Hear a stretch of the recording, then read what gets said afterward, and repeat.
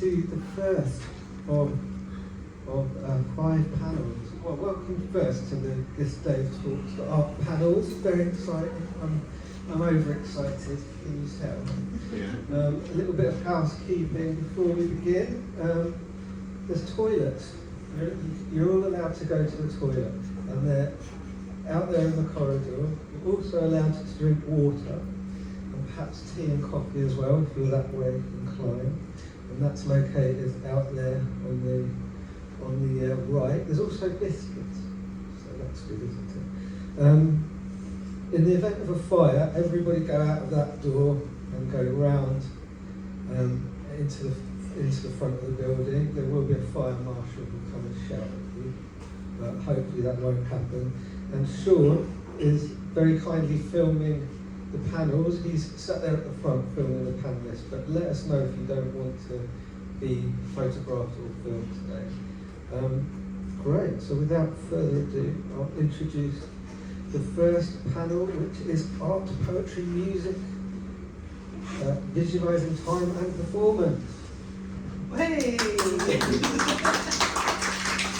Hi everyone, so my name is Maggie Gray and I'm chairing this panel. I'm going to start with a disclaimer, which is I have not slept since January when I had a baby. So if I make precious little sense, that's why.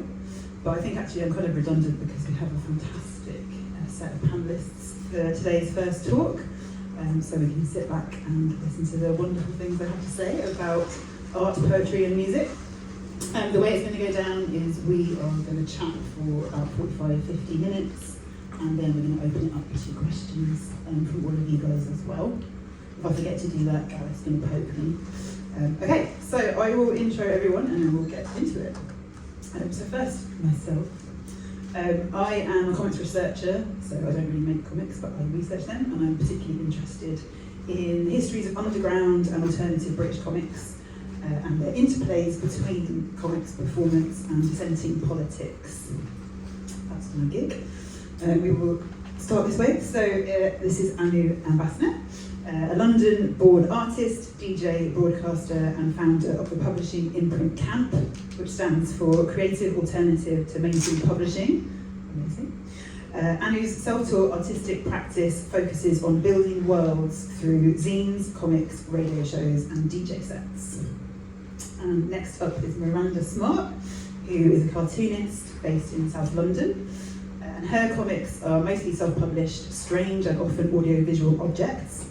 She's interested in research around universal language, musical composition, and the philosophy of time and memory. Next up we have Josie, who is a punk cartoonist, heavily involved in the UK DIY music scene, and part of the London collective Gob Nation, where she does most of the art. Her music and her comics and her art and writing all live in the same world, focusing usually on evil women. Excellent. And last but not least, we have Anaïs Sierre, who combines songwriting and visual storytelling. Playing with uncertainty and mistakes, she explores a space between control and vulnerability, where emotion becomes a field for experimentation. Her live performances allow her to tell stories through musical experimentation and the projection of drawings. So we have an absolutely wonderful group of people coming together to discuss this topic, and lots to get into. This could get very juicy. So I'm going to kick off because I noticed that in all of your bios you talk in some way about storytelling, and particularly this idea of world building, building worlds, through the combination of comics and music and performance and poetry and radio and all the things that you do. So yeah, maybe let's just start by talking a little bit about that. What do these combinations allow you to do in terms of storytelling? Who would like to kick us off? You've got the mic. Just kidding, I just can't think of anything. Oh, okay. Let's start with evil women, come on. Okay, Just press that button. oh, right, cool. Hello? Oh, okay. So, sorry. It was, what was the Storytelling. question? Storytelling and world building. What does Okay. like combining music and comics allow you to do? Okay, I'd say, well, I'd say a lot of the driving force towards this kind of thing and what makes story, sort of world building and storytelling so sort of good for me, I think it helps tackle just kind of the boredom of I find it very difficult, and I find life very difficult, boring. So I think for me, it's comics, as people who make comics know, is an amazing way to suck up your time, lots of time. When you have lots of time to ruminate or feel anxious or whatever, comics take so long to do for very little reward. So it's kind of, you have to get something out of the process of it. And I think building a strong world to play in is nice. A dollhouse to retreat to, I think, is what I would say. And the evil women are just there, I think, to play with, basically. It's like playing Sims or something and burning the house down, I'd say, is for me. And so, Josie, with the characters that kind of appear in your comics, do you kind of bring those into your music as well? Like, is there that kind of crossover there? Kind of, but I think it's more subconscious, I think. It's more, as I was saying about boredom, a lot of it is about just sort of energy, excess energy, I think. So it's, the music stuff is not really something that I have a plan for or think about. It's far more comfortable for me to kind of focus on that kind of excess of energy which seems to turn into the form of characters in my stories, rather than it being something honest from, I don't know, something vulnerable and honest from myself, which I'm not comfortable with. Does it kind of explode? Yes, I'd say, yes. Does that resonate with anyone else? No, that's okay. Yes, it resonates. From what I hope I understood, because I'm French, so maybe it resonates in some ways where you were not exactly talking about this, but for me it's the same. Like I began music after doing comics, and it was like kind of living in the universe I was building in my head, and giving me like self-confidence to embody that. And about world building, it was, I think, the beginning of my project, Cool Schnock, in music. It was like really about the idea of world building, but like in comics, you have to be narrative, and I think I was a bit blocked in the sense of doing a scenario that you can follow, and that everything has to be solved in a way. And with music, it allowed me to be more free.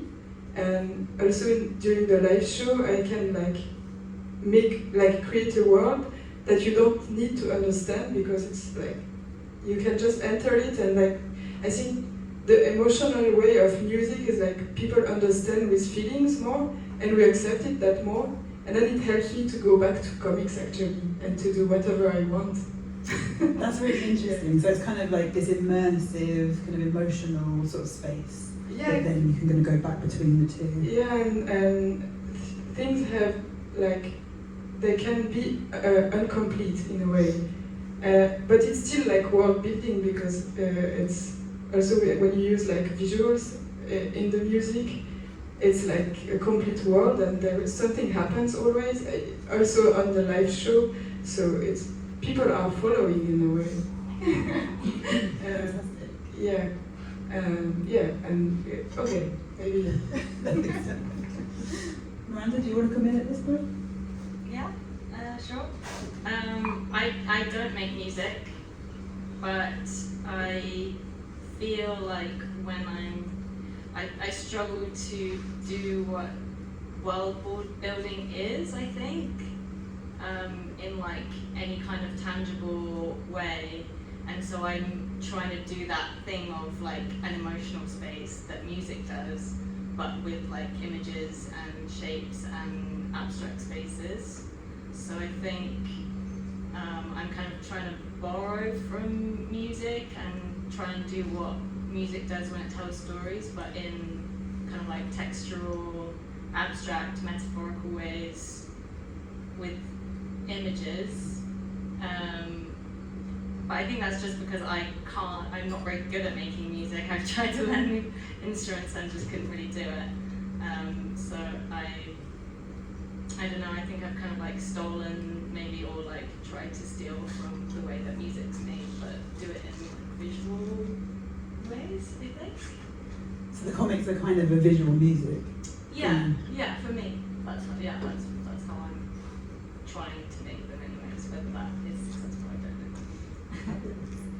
know. And Anu, your practice is slightly different because you're a DJ and you're a radio host, but then you also kind of produce comics, illustrations, like part of that. Yeah. So I think like all of the worlds that I kind of create through art inform each other. So I also don't make music, but I use music in a way if I'm feeling like stuck. If like I don't have any ideas, I'll listen to a song that has like evoked a very like deep feeling for me, or a memory, or something that kind of like sparks my imagination, and I may like take lyrics and create something out of that. But then on a deeper level, when I'm developing my own characters and the world around them, which is something that I do for most of my comics, where I'll create a character and then I'll create a whole profile around them. And so I think like the music that they listen to is a really big part of that. And I think that comes from my work as like a DJ, having been in so many spaces and witnessing people enjoy different types of music. I'm kind of able to like take all those memories and put them into a character, where like the music that they listen to informs who they are, whether it be like positive or negative, I guess. Lovely stuff. I should probably just mention that all the images that you can see flashing up behind us are from these guys' practice. So if you see anything, like, come and ask some questions about it later. But kind of looking at the images and from picking up something Miranda said, is there like a kind of way of visually translating sound and music like onto the comics page? Like, is there a kind of synergy in your work, or does it feel like doing two very different things?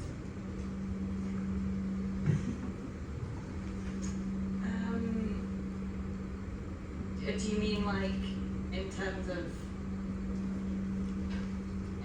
of like every time you translate sound into images, is it the same, using the same like methodology or the same systems? Yeah, I'm interested in that kind of like process. So for all of you make comics, but I think all of you also like illustrate like artwork for bands, or for yourself or for other people, and you Annie, you do like images for your radio shows. Yeah, so is it always that kind of same creative process when you're trying to kind of visualize sounds, or is it different in different contexts? I think it depends on the type of sounds and the type of project, and what you like, what you want the audience to get from it. Like if you want it to be performed, like I've done some comics that were designed to be performed, so like translated into music. And then I've done other projects that were kind of supposed to be like read at the same time as you listen to the music, so they don't have to be as like I guess like interpretable, but it's just interesting when you find like synchronizing moments within the two. But I do think that there is, I mean, I think everyone's got a different level of like synesthesia, but like I think there is like more of like a gradient of people's synesthesia, and like there are definitely, because like the way that you describe music can be similar to the way that you describe colors or images, or and like if you listen to like a classical musician talk about the type of music that's being played, they're just using like imagery, like language that could easily be like images. So I do think that there's like quite an innate synergy, especially for me. I feel quite similar in the sense that I guess for me it depends like what kind of music I'm illustrating. So say if I've like been to a jazz gig and then I create a piece of art around that, it's usually based around feeling, like where I kind of isolate each instrument and I try and translate what the feeling was into like a colour or a shape. But if it's something that's a bit more like literal, I guess, with lyrics, then it's like just, yeah, like I said, creating a world around those lyrics where it can be a lot more like figurative. Yeah, with like a story and a narrative. With illustrating, sort of like any merchandising thing I've done or any sort of album thing I've done, most of the time I would be doing it for people in the sort of DIY community or the punk community who also usually kind of don't have much money to give to me. So the thing is that, I mean, no one enjoys commissions more than their own personal work. So it's kind of, there's only so much you can really expect from me if you're asking me to do it and give me £50 really. So it's kind of, I mean, I feel like everything I do comes from the same sort of source anyway. But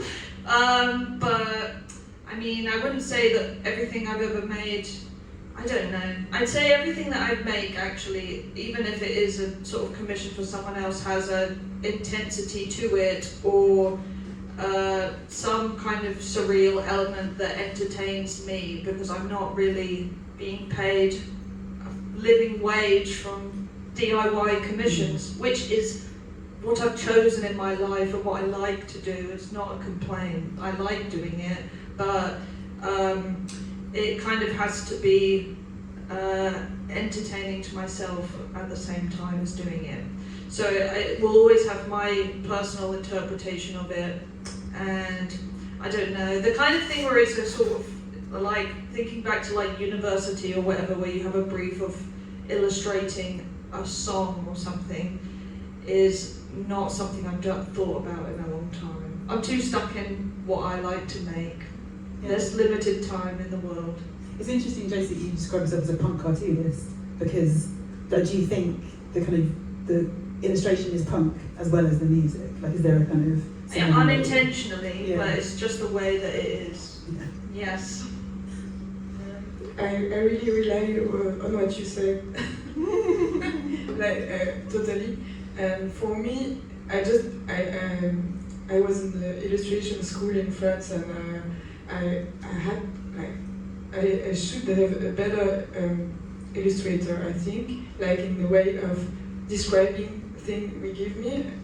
You know, like you please do this, and then I do this, but I never do like what I'm asking for. So it's more like, I think for me the link between music and drawing is like into the process for me, and what I learn about, for example, like lately I really learned to do a drawing and then redo it and then accept that, for example, there is a mistake on it, and it's like more like this kind of process who is like common between like the making music and making drawing. But for me, it's not my idea is not that that they have to be closed. Yeah. And can you say a bit more about when you're projecting your drawings, like during your performances? It's more for the drawing I project during my live performances. It's I do the music first, and then I think about like kind of a structure and what I want to say, and then these are the drawings I project sometimes on my show, and I'm like, oh, maybe it's nice to have like this universe, because you always find some link between what you write, what you draw, and then I'm like, oh, okay, maybe it's good. I use that, and then there are some in between stuff I put, I add to the projection, but it's not made for the show. Okay, so it's kind of like some unexpected synergies and quite improvisational in that sense. Kind of, yeah. You work first, and then you're like, okay, this is the structure, and then I create stuff that can help to make it more like the way I want, maybe. Fantastic. So, thinking about comics specifically, is there something about comics that you think kind of lends itself to music and kind of synergies with music and performance, or are they like very different things? Because we talked about kind of like illustration quite broadly, but is there something about the comics form in particular that really resonates? For me, the main form is the character and you like what allows you like doing the show is like you can be the character you imagine. Maybe it's more about this. I would say comics are representative of time more than an illustration. Obviously, it's either a narrative or it's not a narrative, but either way, it's time. And I'd say as how it links to music is that I'm not a musician in terms of I'm bad at playing everything, but that doesn't stop me doing it. But it's more like I can do okay in most music situations because I mean I don't know a normal way to say it, but I don't want to say natural rhythm, but kind of. But it's like the kind of way that if you're writing a comic, like the beat and timing of the way that I think about characters speaking to each other, what flows well when you read it all together as one page, what words look best together, trying to like edit down words and make things punchy and simple as possible. It's all stuff that kind of goes in, I'd say, with like the lyrical songwriting parts of my music, which I would say are quite, it's very image-based stuff. It's stuff that I personally find like things that kind of just stick in your head as interesting ideas, I don't know. But it's stuff that I end up singing about, that I end up putting in comics. There are just like,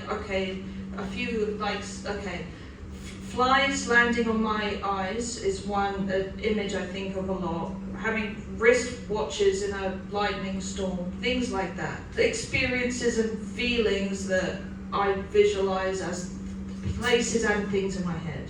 Anyway, so that's what I'd say. Because I'm not a trained musician, and I can't play anything properly. Same way as I've never learned perspective. I didn't learn how to draw properly. I just have to do it myself.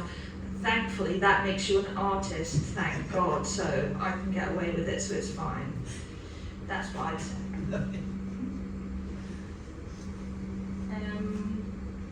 Yeah, I think, yeah, it's like you're dividing time because you can only read like one image at a time.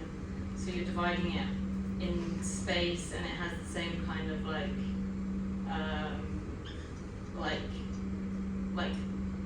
Josie said, like the natural pacing of what like sparks interesting in your mind, and then working back from that. But yeah, I mean, the same. I'm always like working back what I'm thinking about it. Like I just make a comic, and then be like, oh, that's quite musical. Like it's all like working backwards. I'm not really like thinking to try and do that originally. I'm just like drawing stuff and then putting them together and being like, oh, that feels like a piece of something, and then like keep adding them in, and then adding them in, and adding them, and then afterwards thinking like, oh, what if that was that sound, or what if that was that thing, and that's kind of happening like all at the same time, but then afterwards analysing it. But yeah, I do think that there are certain like, I mean, I don't do animation at all, but I do feel like it's different to animation because it has this kind of like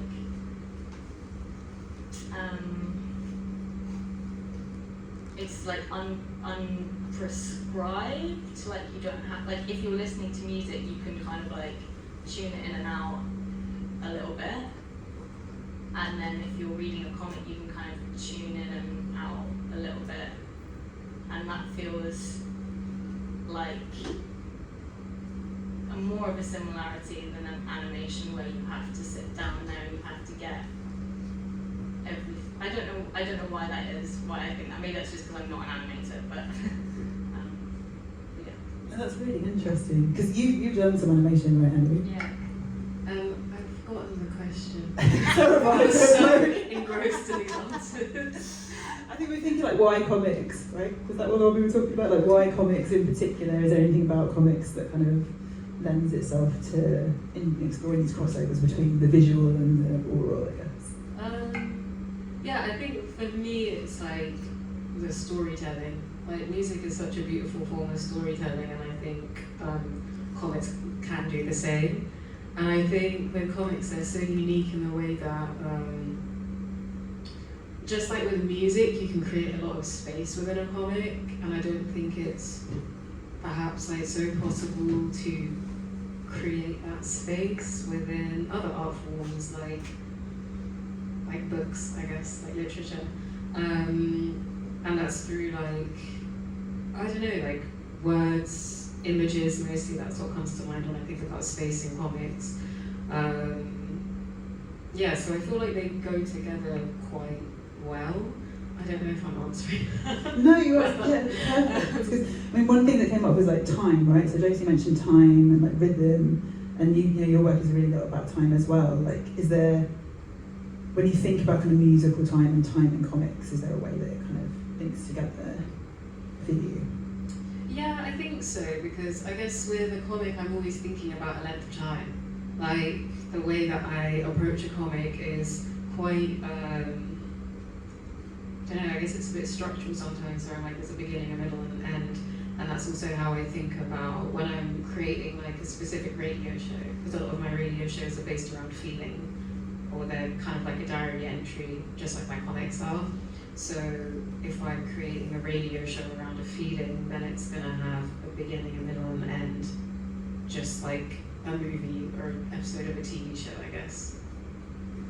And is there anything different? Like, is there anything, we talked a lot about the kind of crossovers between comics and music and performance and having that kind of come together. Is there anything that still remains quite different about them that's useful? Like how do you like audiences to react or engage with both of those things in practice? I personally think that it's a lot easier to get humour across in comics, and that's something that I really enjoy. Like seeing people pick up a comic at like a fair and just laugh. And I guess that can be done through music, but I don't think there's like much good comedic music out there.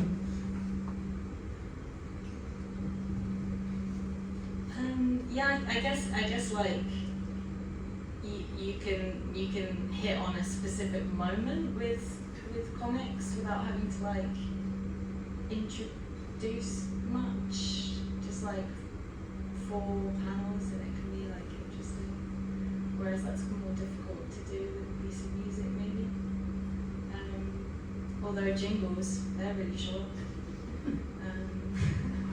I love this, we're like thinking out loud. Yeah, I guess also like the ability to open and close, like the format of a book is unique, that you can open and close it and like look away and take it with you as an object to like choose specific parts to look at, whereas music isn't really experienced in that way. And there's something nice about being able to like, you wouldn't necessarily, I mean, maybe when I was a teenager I would go to a specific verse of a specific song each time and just go to that specific bit over and over again. But you're maybe more likely to do that with a book, with a like paper object where you have your favourite little part and you revisit that and it becomes more like personal to you. I would say that it's very different in terms of how I would say, vulnerable I feel as a creative practice. I'd say the performance, I would say it's more exposing, but it's also not exposing at all in a way. I think seeing as everything I've made has been sort of performance based and big. When you're going up on stage and it's a big show, or you've been booked as a support act for like a BBC Six radio sort of thing, and there's loads of old men in the audience who are not going to move or react at all, and you have to go up there as the girliest thing possible and entertain them, you can't take it personally. You can't even look at the room, and you can't even really be there, but you've got to, basically they're going to stand and watch you like a play, so you have to separate from yourself. You can't be present. I find that's what I like to do anyway. I'm not present, and it's something else. So then when people come up and say that was a good show, it's like, why? It's not the same. Comics is I don't know why I love it so much, but I do, and I think I expose most of my sort of vulnerability, and it's more confessional, which I find relieving, and it's something that I guess, seeing as I grew up on Tumblr as a teenager, confessional blog posting about my life, really oversharing, being really embarrassing, is something that I like to do in a more roundabout way now, basically. So comics are that for me, are like exposing the things that I'm very embarrassed or ashamed of, and also you don't have to see the person reading it at all. They take it home and they can judge you however you want, but I don't know, so it doesn't matter to me. And maybe that's a bit sort of, I don't know. I mean, how narcissistic can you sort of feel when you've written a book and sold it to someone else? It is about you, so it doesn't really matter. But yeah, I'd say another thing, I guess, is in the performance, when you're performing, sometimes you don't want to feel like you're there, sometimes it's bad, or whatever. Even if it's always your friends, I think I find it a lot funner to be more confrontational, or to do things that people don't like on purpose, and to be annoying or whatever, because it's always stuff that I enjoy when I go and see other people, if they're obnoxious. But that's something that I wouldn't do on purpose in comics, because I actually value that to myself. But performing is, I mean, I can do it, so I do it, but it's not exactly it's not personal performance. That's what I'd say, thanks. For me, it was a super hard question to answer, but it made me think about two things that are common but really different. It's like the intimacy you go, like the reception of the intimacy is really different between making music and making comics. But in a way, I use intimacy in both of them. So they are always like linked, but like it's like the reception in music is I don't know if it's like abstract so the people can get it, and you use intimacy but you can play with it, so it's like, you know, it's really honest and sincere, but then the people like get it, and then it's over, and then maybe they cry during your show, maybe they cry during music, you see them, and so you can like be like, hey, I'm here, it's okay. But with comics, actually, I give the same, probably, even maybe more, and more dark stuff, maybe, like I can really write, and okay, I give you my journal, my diaries in it, and I don't see the people react to that, so it's really different. So for me, it's hard to answer, because I don't see the people reacting to what I write into comics. I really use writing, actually. I think it's also like the skeleton of music and comics is like text for me. I always use my diary like in both to create, so it's like there is like really like this intimacy question, and reception is completely different for me actually, but maybe not for you, I don't know. And the other thing I was thinking about during what you said, it's like taking a risk maybe is different. Like the way you take risk in music is different than the way you take risk when you write a book. Like to expose yourself is always a risk because people are gonna maybe judge, and actually you judge yourself, it's the most difficult part in it, but once you unlock the place in your head where like people are judging you anyway, but it doesn't matter, then you can do anything, you know. But yeah, the risk is different because when you do music, it's like your body, and when you do a book, it's maybe your mind. That's really interesting. That's fascinating. You mentioned writing, and that was another question I wanted to ask because poetry was in the title of the talk, and I was like, I'm gonna have to remember to talk about poetry because it's the one I'm going to forget.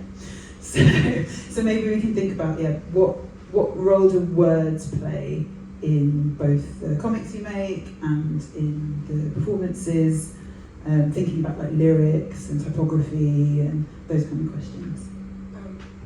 I begin? Okay. I think it's so interesting because poetry, I love to use this word, but I didn't realize I was doing poetry until I was invited to do some poetry. It's like, also I didn't realize that I was an emo until some people were like, oh, it's really emo what you do. Okay. So I take it. And yes, it's actually poetry, and for me, like in my field, I also realized, like I said, that the words are like everything, and I just love it. So, and I think it's my major concern in what I do. And I began music really late, like I was 27, and it was very bold for me because I was doing comics and I was like really, like you said, it's like not rewarding at all, especially after school. Nobody's waiting for you and you're alone in your room trying to do 100-page comics that will never see the light. I was like into a big life crisis. If I can, it's not that profound, but I was into a life crisis, so I said like, okay, whatever, I do music now, I don't wait, it's like the time of my life. And I was not a musician at all, so it was like very like weird music, but the only thing I was sure about, it was like the text actually, and I was knowing where I want to go with it, but yeah, well. And it's still the case actually. So voilà. It's an emo writer. Kind of. I started doing music late too, after just sort of thinking, it was always a thing of being like, wouldn't it be cool if I was a singer in a band and got to make music, wouldn't that be cool?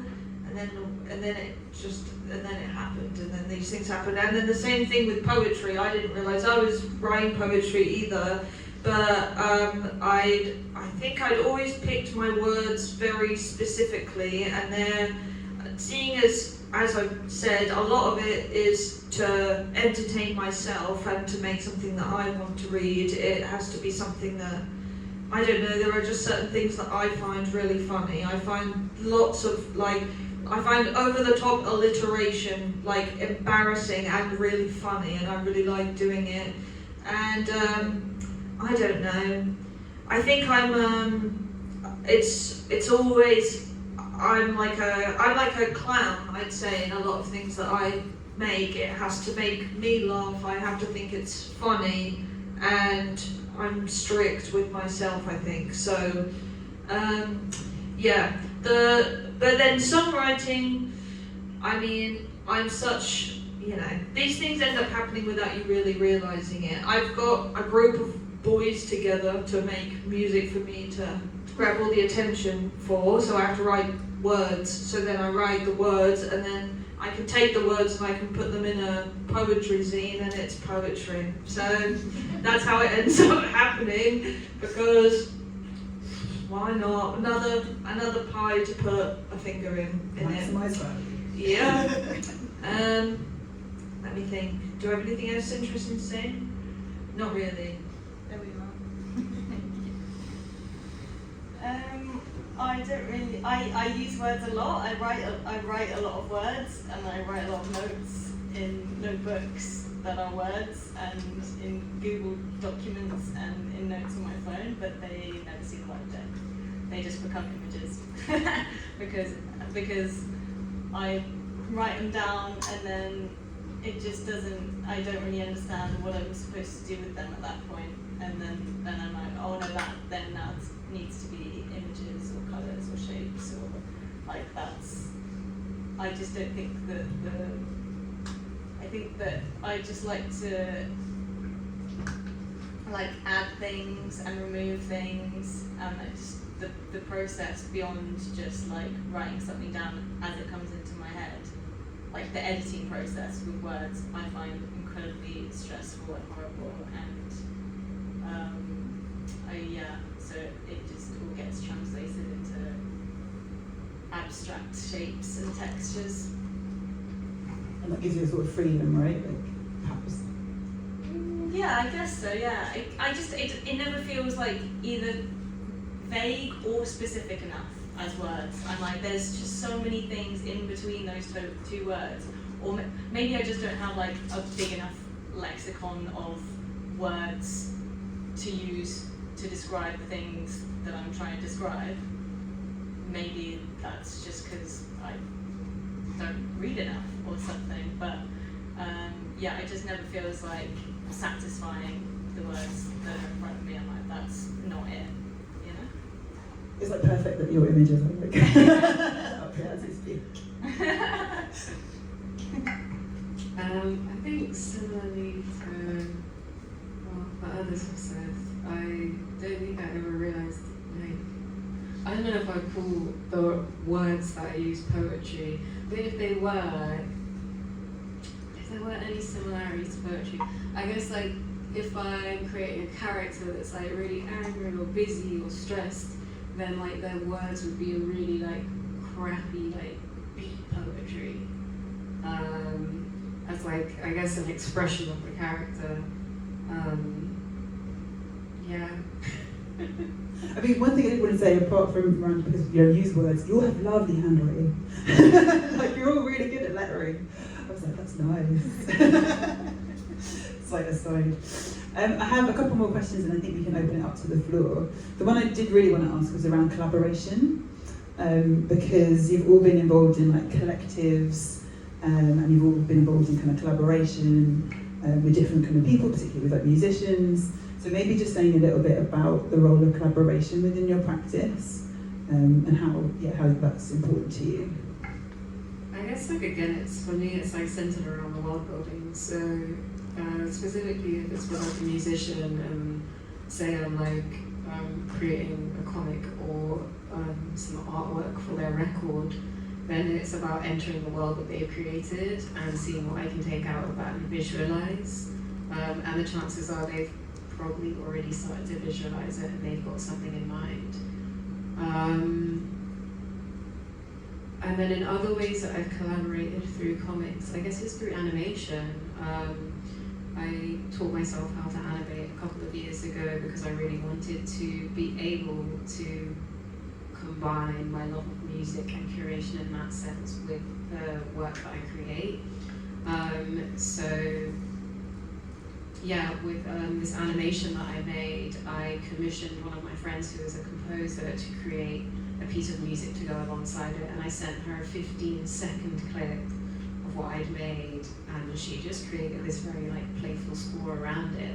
So I think it's like when you're choosing to collaborate with someone, it does help to pick someone who kind of has an insight into your brain because it's a really personal thing, and because we're good friends, she was able to just like tap into it, and she knew what I wanted. But I think it is all about an exchange and about entering each other's worlds and being open to that. That's kind of how I would view collaboration in that sense.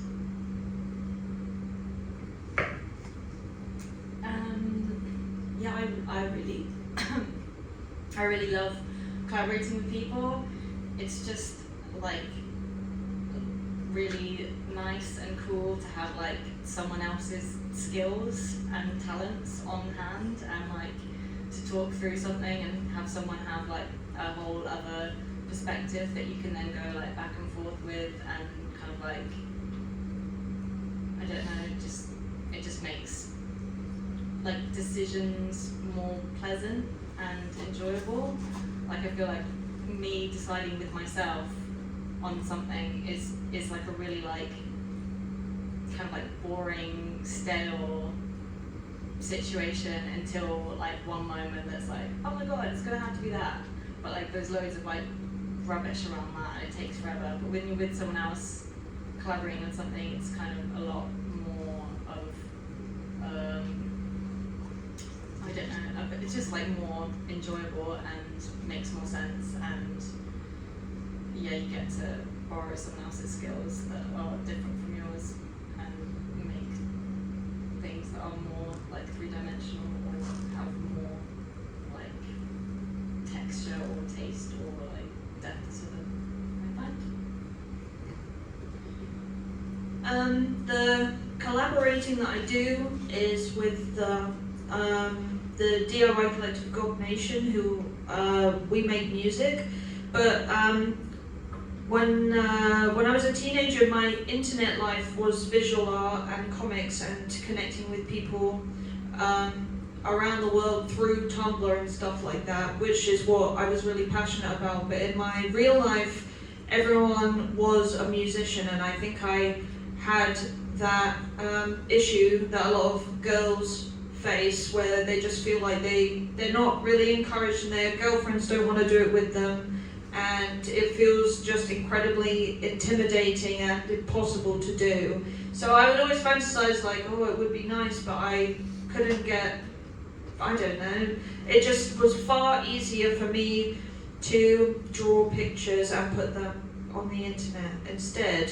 But my real, you know, my IRL friends who are in bands and stuff, there wasn't really in our group, everyone was a musician, there wasn't that many visual artists. So luckily for me, a lot of the work gets given to me because they don't have much money. I won't take much money because I enjoy the community we have is really amazing. The comics community is like, it's like a secondary group of friends in a more sort of abstract way, but I'm very thankful to have both communities to collaborate with. But comics, I mean, I've been asked to do a couple of like collaboration comics, and it's okay, it's alright.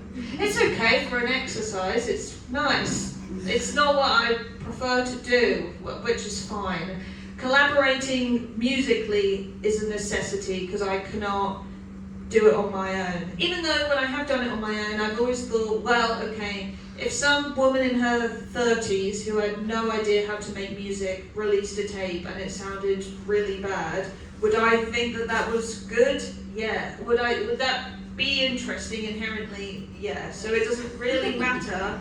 I'll think it's good anyway. So yeah, that's what I would say. So I guess I collaborate in music because I'm too lazy to learn, or like Audacity, I don't know. The boys do it much faster, so why bother? I've got enough going on.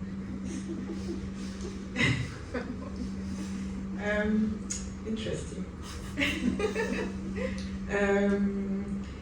I always, like lately, I was thinking about carrying two bags in your life, and always carry the one where you're solo, where you can do anything you want and nobody's looking at it, and like to be like completely freely doing stuff. And this is an important one, I think. And even with music, actually, yes, I would like to listen to your tape, even if you just do like. Yeah, that's what I mean. Yeah. So this one is nice.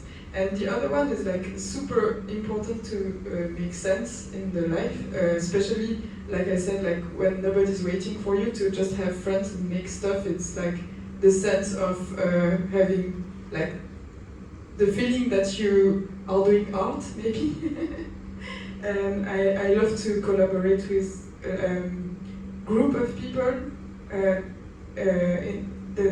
for visual art or for music. And it's always like what I really love when I collaborate with someone, for example with Tommy, with the book, like yesterday, it's just like people have process that you don't have, so what you give is going somewhere else, and I love that. But it's always like a thing that you don't have to have too much control on stuff. It's transformed itself into something else. And I really enjoy collaboration for that. And it's the same with music. If I do music with someone, it's gonna be like a weird hybrid thing. And I really love that. And I really love to work with people. It really makes sense. Voilà. Fantastic. So on that lovely visual metaphor of the two bags. Oh yeah, and I have like what I did like recently, since one year approximately, I have like a rock band but with drawing. With 4 girls, and we are like drawing together and making books, and it's really interesting also, like the process of really like making drawing with like 8 hands actually, and we choose wisely the people we are working with, you know. It's like you cannot work with anyone. You have to work with people who are accepting to share stuff, and that especially with pictures, I think with music we are always agreeing on that form of music can be in many different hands, and that the forms are appearing again, and like you have like samples, for example. It's just like we think about it, but with visual art there is more like this. Oh, this is mine. This is really truly mine. And I think for me it was a journey in my life to see what is mine, what is not mine, what can I give to someone, what can she make about this, what can I take from her, and that we like really create a dialogue about it. And yeah, it's very exciting for me. It's like a new, like I think my 30s, I'm also in my early 30s, and I want that it's going in this direction of really making a school. So maybe you can persuade Josie to join your very carefully curated comics jam.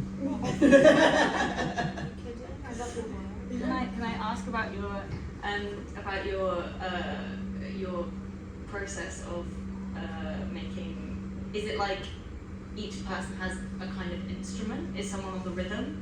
Is someone on the characters? Like, is someone on the narrative? Or is it like more like for the drawing band? Yeah, because I've always thought how cool it would be if you did that with like, oh, someone's doing the pacing and the paneling, someone's doing like the setting, someone's doing like or is it more like page to page? For the moment, it's more like illustrations. We don't do comics because it's another. Okay. Like, you know, but actually I did some stuff also with stories and everything with other friends, like a TV show, so we had to write. But it's better that everyone is doing everything, I think. Okay. For me, like you share everything and like you accept that someone can destroy it a bit, you know. It's like layering. You layer and then put more and more, and sometimes you have to stop. I think this is a really good point to open it out to any questions from the assembled masses. So, I think, Gareth, you're going to be the gopher. Who's got questions? Any? No? Sorry, this seems like such a simple and obvious question, but I really wanted to hear the answer. What music do you listen to while you're drawing?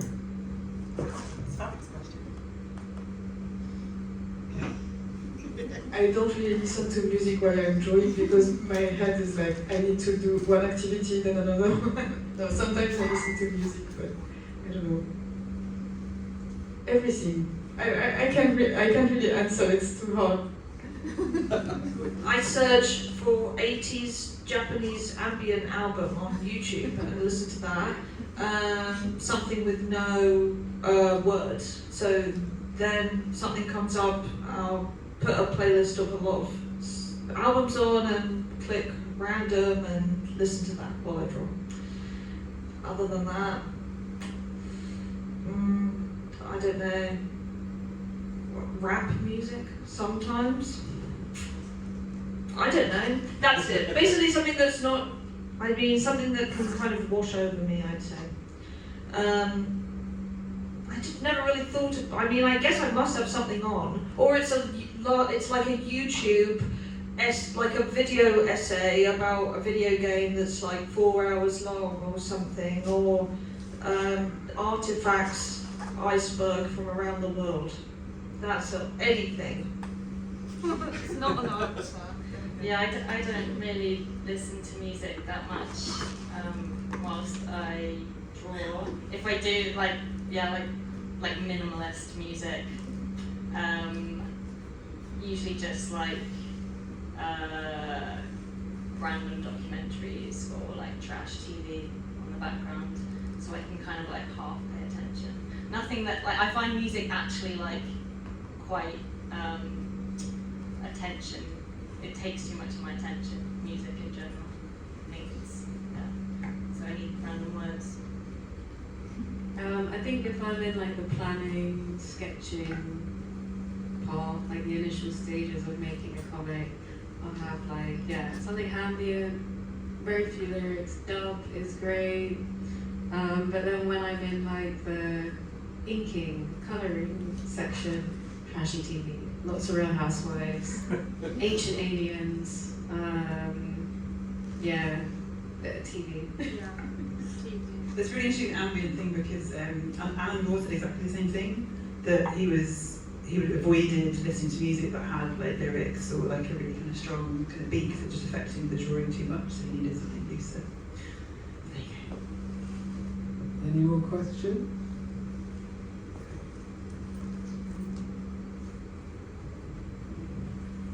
What does self-publishing bring to you? And what I mean by that is, as opposed to working with an art director or an editor or a mainstream publisher, why self-publish? What does it give you? Control and autonomy. I like to self-publish because I like to see all of the processes through when it comes to putting out a comic or a zine. So that's everything from creating the artwork to printing it to finishing it. I really enjoy being able to oversee everything. I think for me, like a DIY practice is kind of essential because I want to have ownership over my work. Whilst I do like understand how publishing with like someone else can give you more like exposure, I think yeah, just having autonomy over my own work is something that is really important to me.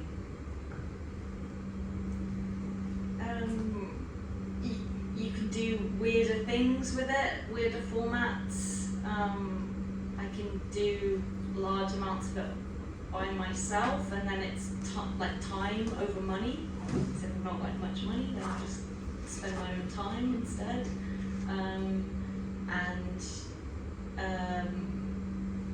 Everything can be last minute. Everything can be like, oh, that part's not finished yet. Well, I can still start this part and then do that later when I get time, and then it all just kind of like, or you can do like, you can compile some of them if you've got some time. It doesn't all need to get done at any moment. You can just kind of like chip away at different parts of it.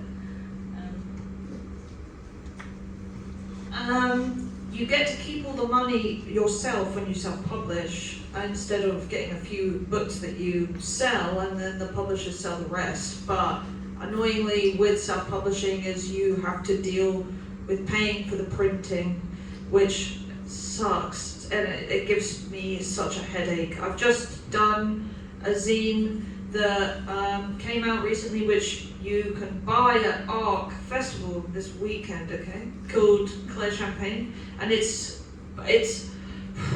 a colour cover on copier paper, black and white inside, and it cost me so much in printer ink. It's so annoying. Anyway, so I would say you can still go to like digitalprinting.co.uk, which is what I'll be doing next time. But I thought it would be fun to do what I was doing when I was a teenager, real DIY style. But the collating goes wrong, the printer jams, you stay up late at night printing stuff on your home printer, and was it worth it? Yes, I guess, because I got to sew the binding, which looks nice, through the sewing machine, something that I wouldn't be able to do if someone else was doing it, but it's much easier when someone else does it. It's great. They deal with all of the graphic design stuff, and they deal with looking through any mistakes, and it's not like my work's been published by some big guy. It's been published by Breakdown Press, who run this festival, so I'm not disparaging that. It's awesome that they do that for me. So yeah, I would say self-publishing, you get to keep all the money, but then you have to pay for the printing yourself, so there we go. I never made money off self-publishing, I think. Yes, foolish. But I love the community that's around it. And yeah, it's, I don't know, for me it's like super important to keep this community alive and worldwide. And yeah, I think I'm here since maybe like almost 10 years, and I like in the self-publishing fanzine scene in France, and now a bit international and maybe a bit more and more. I don't know. Yeah. It's just fun, and it's I am more excited about self-publishing than going into a library and see all the perfect books. We have one more quick one over here, and then any other questions will have to be coffee questions. Yeah, I have a question about your process, like whether you plan the comics a lot, you draw them in pencil, and then like you make them like the final product, or rather yes, you kind of like improv like music, I guess, and just go with it with pen markers, or both. I learned to improve after doing music, yeah. If it was the question. Yeah. Yeah. I don't have any, I mean, I don't have like spare ideas for stories. It seems to be that when I'm going to sleep, they come fully formed when I'm going to sleep, where I mean, it seems like a lucky thing, but I suppose I must be thinking, what is a story I can come up with? But I don't remember thinking that. But I do remember that they just come as seeds, something that makes me think, I don't know, something that it entertains me, comes to the fully formed thing. Then, I mean, my process is pretty simple. I put Trash TV, I put 90 Day Fiancé on, or Trash TV, and I pencil it on a piece of paper, and then I draw the grid, and then I draw the comic, and that's the process. But yeah, I kind of, I guess, so okay, I don't have to, there's no deadline, there's no one telling me that I have to write a comic. No one would dare ask me to do that. But with writing, and when I have to do readings and that kind of thing, sometimes then I have a time limit. I have to come up with an idea, probably in a week I have to come up with a story. And then I have to go out and start looking for inspiration. A good way for me to find inspiration is going on middle-aged women's Twitter pages, like Barbara or whatever, with a England flag. Then the ideas just roll in. It's so easy. You have to kind of being able to get just being like shocked by another person's way of thinking sparks many ideas. And then, I mean, I can steal the ideas, but they're not thinking about it in the same way I'm thinking about it. Therefore, it's something different. So that's what I would say. I think I'm quite obsessed with doing a different process each time, and like and just kind of like I like doing like random chance curations of things where like I did a thing where I made like a clock with shapes, and then I noted down that every time I saw someone wearing red in the world, and then I charted the times on the clock with the shapes, and then I made the shapes interact with each other based on that, or just like random things like that where you just have like a starting point and then do whatever you want to it. And then collaborations is different because it's just whatever suits the person. And if that, like, I'm just kind of like, oh, I'm just trying to make you feel as comfortable to whatever process you want, and then I'll just do whatever around it. I think mine is dependent on how how I'm approaching a comic. I might like wake up one morning and I'm like, I want to make a comic today, and so I'll see the process through from start to finish, and it will be very quick, and there will be no sketching. It'll just be like getting images on a paper. But if I'm doing something a bit more considered and long form, I do all the writing first, so I approach it like a script of a TV show, and then it will be sketching, coming up with a character, and then making it a bit more finalised.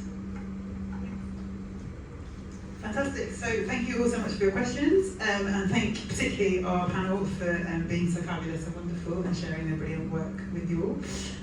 As mentioned, you can probably buy some of it this weekend.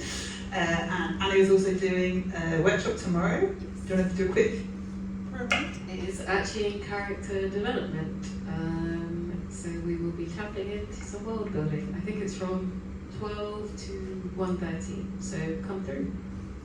So it doesn't end here, and the conversations can continue over coffee through there. And the after party. Oh yeah, there's an after party. Both of these Oh. guys. Go Say on. about that. We have an amazing after party on Saturday at the Greyhound down the road.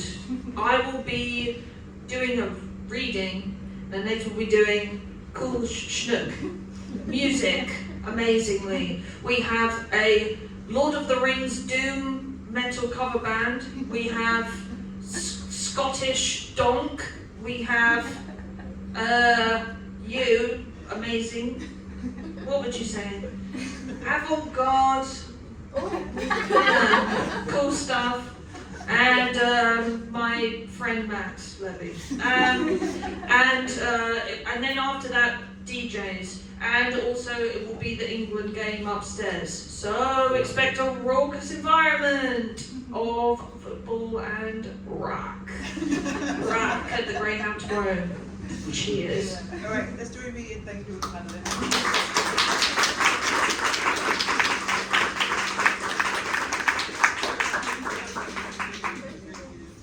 Okay, we've got 7 minutes till the next panel, so